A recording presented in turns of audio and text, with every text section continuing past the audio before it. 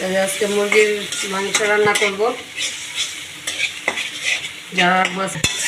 আজকে ঠান্ডা ঠান্ডা ওয়েদারে মুরগির মাংস রান্না করলাম, আর হচ্ছে গরম গরম ভাত রান্না করলাম।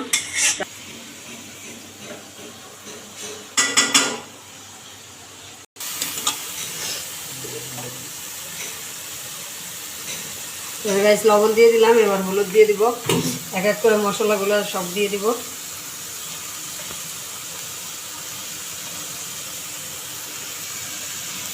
হলুদ দিয়ে দিলাম, এবার লাল লাল ঝাল ঝাল মরিচের গুঁড়ো দিয়ে দিব।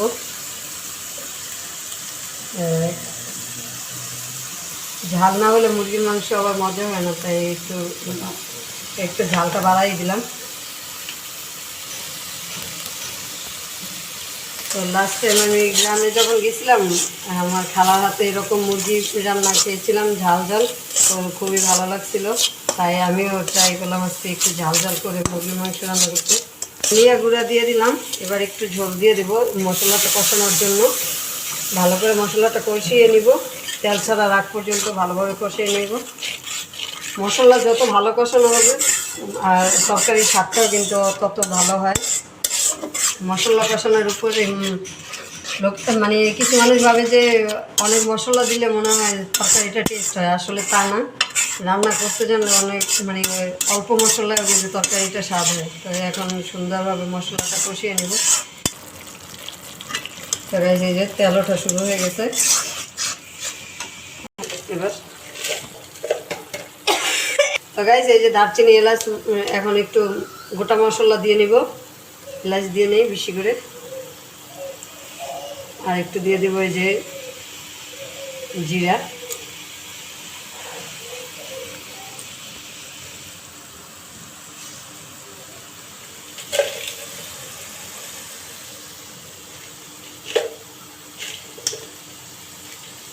ধরবো নাকি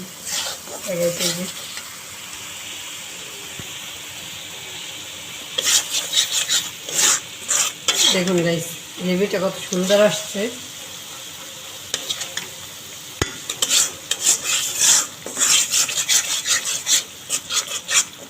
এবার মুরগির মাংসটা দিয়ে দিব। মুরগির মাংসটা দিয়ে নিলাম,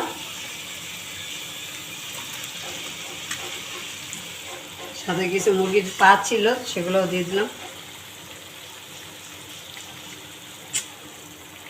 ভিডিওতে ওঠে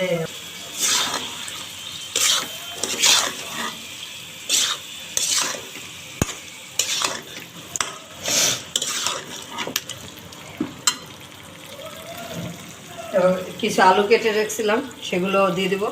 যেহেতু আজকে মুরগিটা ভেজে রান্না করব না, মুরগির গোশটা, তাই আজকে কষাই রান্না করব।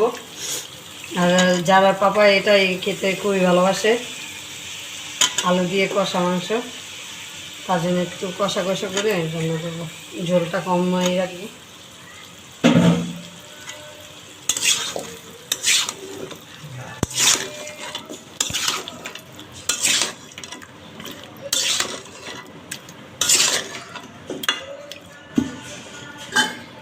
একটু হালকা ঝোল দিয়ে দেই কষানোর জন্য, এটা দিয়ে কষানো হয়ে যাবে। আবার মুরগির মাংস থেকেও আলাদা একটু ঝোল বের হয়, সেটা দিয়ে ভালোভাবে কষানো হয়ে যাবে। তারপরে ঝোল দিয়ে দেবো অল্প করে।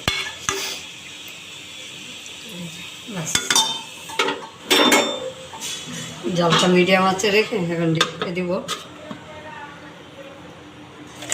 গাইস দেখি কত দূর কষানো হলো। তো গাইস ভালোভাবে কষিয়ে নিলাম, আর একটু কষিয়ে নিলে আলু আর গোশটা ভালোভাবে সিদ্ধ হয়ে গেলে অল্প একটু ঝোল দিয়ে নিব। লাড়াচাড়া দিয়ে দিলাম।